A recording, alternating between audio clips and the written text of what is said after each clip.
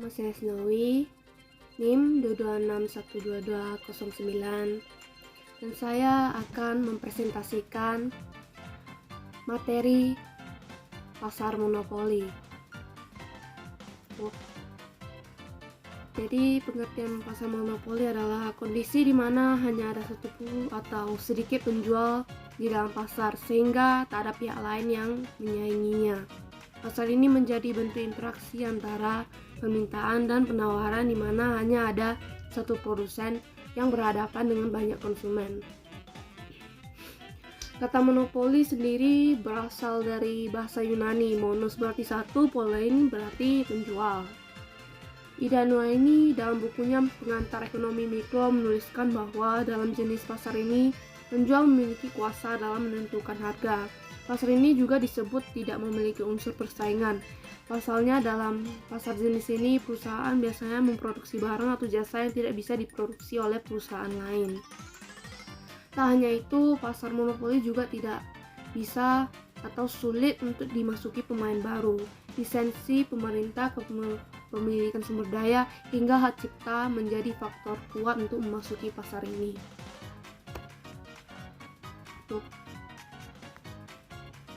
Ciri-ciri pasar monopoli: 1. Industri, 1 perusahaan. Dari definisinya diketahui bahwa hanya ada satu perusahaan di pasar ini. Barang atau jasa yang ditawarkan tak bisa diproduksi oleh perusahaan lain. Dengan demikian, para pembeli tidak punya pilihan lain untuk menggunakan barang atau jasa yang diproduksi perusahaan tersebut.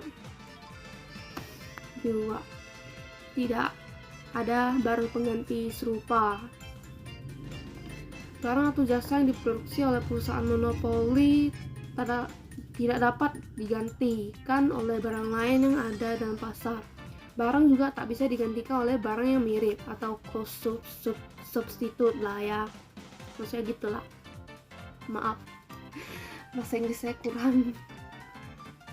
Lalu perusahaan lain sulit masuk ke dalam industri ini karena ya jelas begitu. Seperti dijelaskan waktu saya menjelaskan pengertian monopolinya. Perusahaan tak bisa sembarang masuk ke dalam industri monopoli. Ada beberapa bentuk hambatan untuk masuk ke dalam pasar, mulai dari yang bersifat legal, misalnya berhubungan dengan pemerintah, hingga finansial.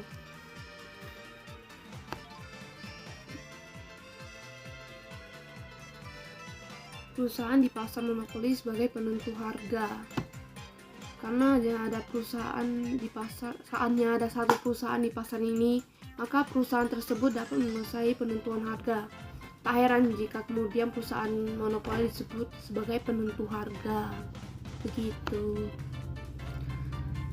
Promosi iklan kurang dibutuhkan. Tidak perlu promosi iklan. Tak seperti perusahaan lain, perusahaan monopoli tak perlu promosikan barang atau jasa yang dijualkan. Betapa tidak saat dibutuhkan, pembeli tak punya pilihan lain selain menggunakan produk perusahaan bersangkutan. Bagi perusahaan monopoli, iklan dibutuhkan hanya untuk memelihara hubungan baik dengan masyarakat, bukan untuk menarik pembeli atau meningkatkan penjualan. Penyebab munculnya monopoli. Jadi berikut ada beberapa alasan. Ada kebijakan pemerintah, seperti adanya undang-undang yang memberi hak pada sebuah perusahaan untuk menjual sebuah produk tertentu. Penguasaan sumber daya atau bahan mentah yang tidak dimiliki oleh pihak lain. Kepemilikan atas modal yang sangat besar biasanya terjadi karena penggabungan beberapa perusahaan. Dan dampak monopoli juga termasuk monopoli dapat menekan terjadinya pemborosan, terutama pada penggunaan beberapa jenis sumber daya. Hal ini akan semakin terasa ketika sumber daya yang digunakan merupakan sumber daya yang cukup langka atau dapat menimbulkan dampak buruk lebih besar jika diproduksi besar-besaran. Dampak kedua, perusahaan monopoli dapat bertindak semena-mena dengan memainkan harga, kuantitas maupun kualitas produksi yang dihasilkan. Monopoli juga berpotensi membuat perusahaan terkait enggan melakukan kebaharuan kreatif untuk meningkatkan nilai produksi karena telah merasa aman dan tak tergantikan oleh kompetitor. Pada akhirnya konsumen menjadi pihak yang paling dirugikan. Selanjutnya, kelebihan dan kekurangan. Kelebihan pertama, meningkatkan kreativitas dan inovasi. Kelebihan kedua, menjaga kestabilan ekonomi. Kelebihan ketiga, melindungi hak kekayaan dari seorang individu.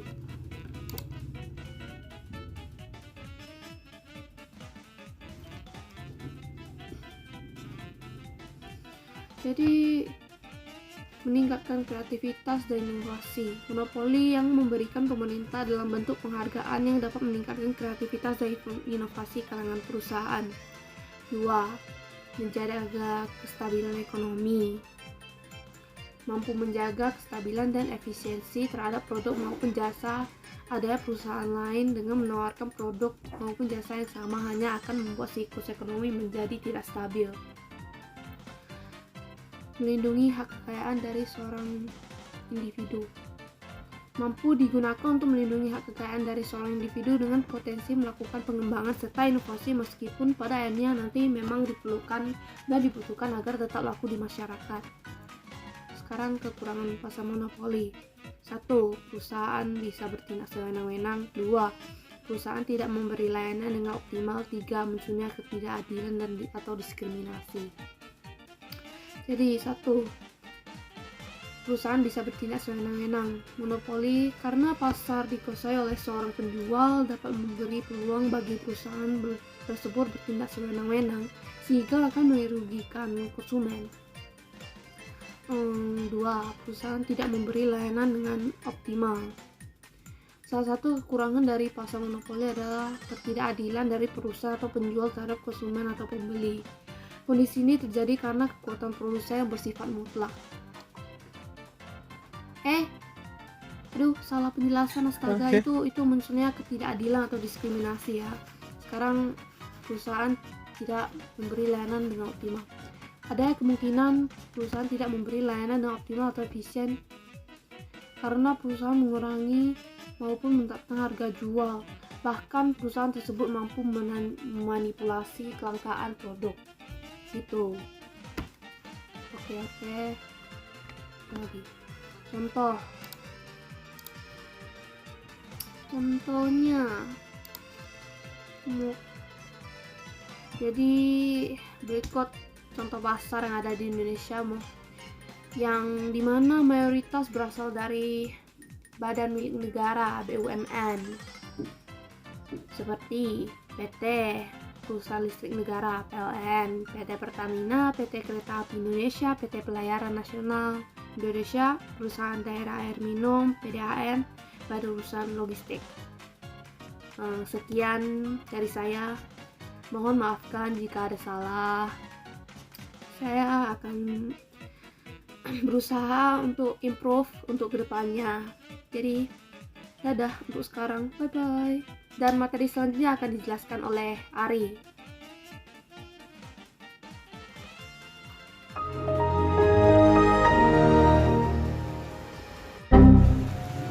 Bismillahirrahmanirrahim. Assalamualaikum warahmatullahi wabarakatuh. Perkenalkan, nama saya Ari Saputra. Di sini saya akan menjelaskan tentang pasar persaingan sempurna. Nah, berbicara tentang pasar persaingan sempurna adalah salah satu istilah umum dalam ilmu ekonomi. Pengertian pasar persaingan sempurna kerap diartikan sebagai pasar persaingan murni. Lalu apa itu persaingan sempurna? Pengertian persaingan sempurna. Persaingan sempurna adalah pasar yang dalamnya terdapat banyak penjual dan pembeli. Namun demikian, kedua pihak tidak dapat mempengaruhi harga karena harga telah ditentukan oleh pasar itu sendiri, keseluruhan permintaan dan penawaran. Nah, selain itu, para pelaku ekonomi pasar persaingan sempurna juga sama-sama telah mengetahui kondisi dan memiliki informasi yang terkait dengan pasar. Tidak ada campur tangan dari pemerintah dalam pasar persaingan sempurna. Nah, pasar persaingan sempurna disebut sebagai jenis pasar saling ideal karena dianggap mampu menjamin terwujud efisiensi pasar selain jumlah penjual dan pembeli yang banyak. Produk yang dijual di jenis pasar persaingan sempurna adalah bersifat homogen. Menutupi dari buku Entrepreneurship menjadi pebisnis ulung 2019 karya Edi Suryanto. Pasar persaingan sempurna terjadi jika jumlah perusahaan dalam suatu industri banyak dan berskala kecil sehingga tidak ada perusahaan yang dapat mempengaruhi harga pasar. Membentuk harga benar-benar terjadi karena keinginan produsen dan konsumen, permintaan dari konsumen, sedangkan penawaran dari sisi produsen atau penjual. Bentuk pasar persaingan sempurna ada di bidang produksi dan perdagangan hasil pertanian serta perikanan.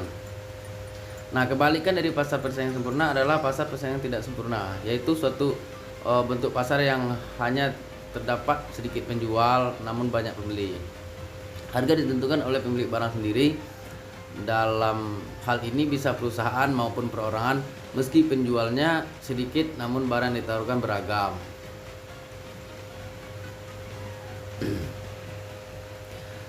Nah, sebagaimana kita ketahui, jumlah pembeli dan penjual beras yang banyak. Pasalnya, beras adalah salah satu kebutuhan pokok di Indonesia. Setiap pembeli dan penjual tidak memiliki kekuatan.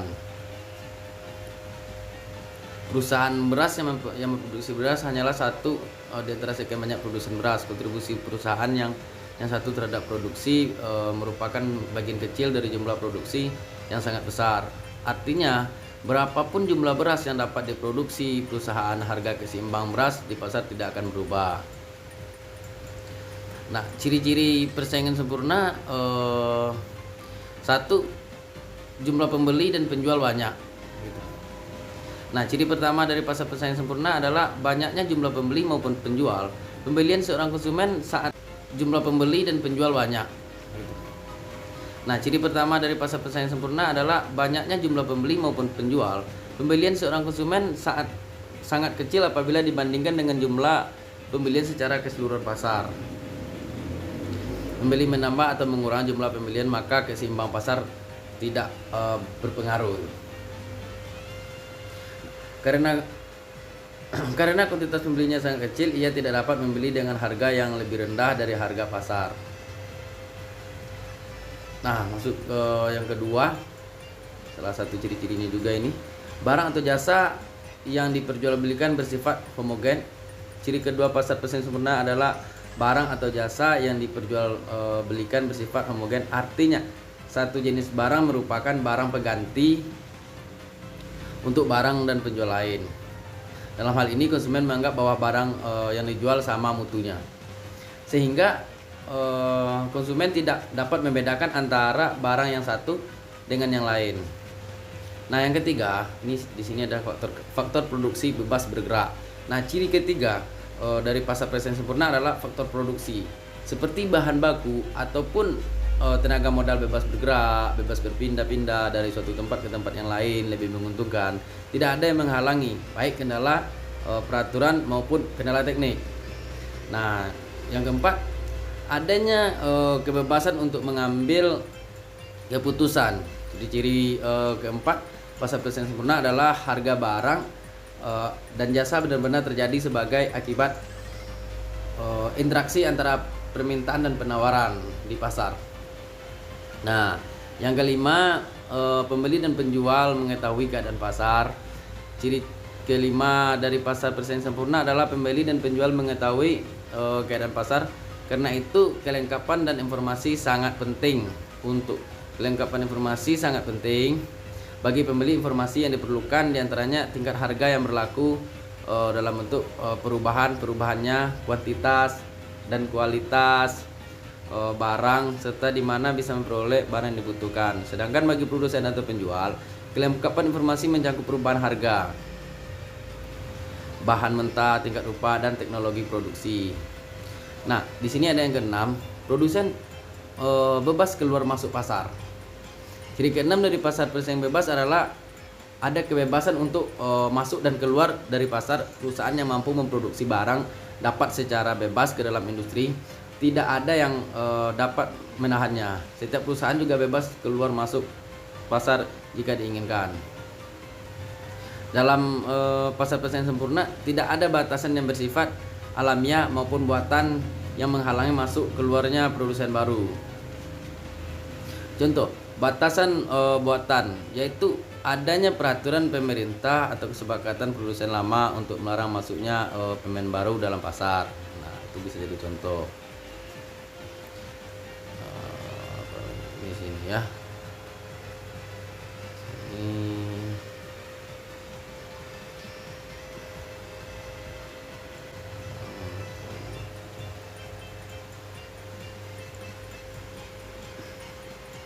Nah, kelebihan dan kekurangan pasar sempurna. Pasar persaingan sempurna adalah pasar yang memiliki banyak penjual atau pembeli yang saling mengerti keadaan pasar. Pasar persaingan sempurna menjadi salah satu pasar yang dipandang paling ideal untuk menciptakan efisiensi dalam produksi barang atau jasa. Sama seperti jenis pasar yang lainnya, pasar persaingan sempurna tentu memiliki kelebihan dan kelemahannya serta dapat menentukan harga berikut. Berikut penjelasannya. Kelebihan pasar persaingan sempurna. Harga benar-benar harga benar-benar terbentuk melalui mekanisme harga. Harga yang terbentuk tidak ada campur tangan pemerintah ataupun asosiasi produsen. 2. Dalam jangka panjang akan terjadi harga menguntungkan konsumen karena harga dibentuk dari rata-rata minimum sehingga pasar menjamin diproduksinya produk dengan biaya rendah. Nah, yang ketiga, persaingan sempurna tidak memerlukan adanya iklan. Contohnya seperti jenis barang, kualitas dan harganya hampir sama gitu. Nah, kekurangan pasar persaingan sempurna. Kekurangannya persaingan sempurna ini ada berapa poin. Poin pertama, keuntungan yang diterima dalam skala normal sehingga beberapa perusahaan sulit menyediakan dana untuk pengembangan. Konsumen dapat merasakan jenuh dalam pembelian karena produk dan pada pasar adalah produk homogen sehingga membatasi pemilihan konsumen. Nah, poin ketiga, persaingan sempurna dapat menimbulkan biaya sosial. Perusahaan yang abai dengan biaya sosial akan menimbulkan kegiatan produksi yang merugikan masyarakat, misalnya polusi, penggunaan bahan pengawet berlebihan dan lain-lainnya gitu. Nah, pembentukan harga pasar sempurna sendiri itu agar tidak terjadi kerugian, seorang pengusaha harus selalu menghitung break-even point (BEP) atau titik pulang pokok. Nah, titik pulang pokok adalah keadaan ketika total penerima sama dengan total biaya yang dikeluarkan.